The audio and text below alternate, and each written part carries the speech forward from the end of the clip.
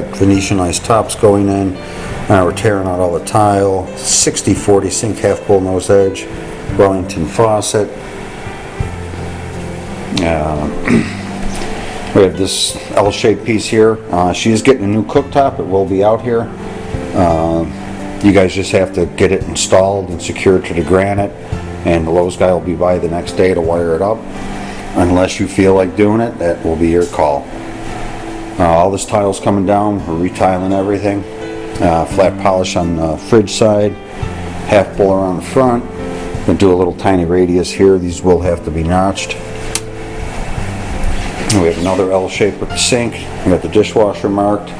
This is the same thing over here. It's got the little notch. You guys will have to take care of that. Small little radius here. No sharp corners at this house.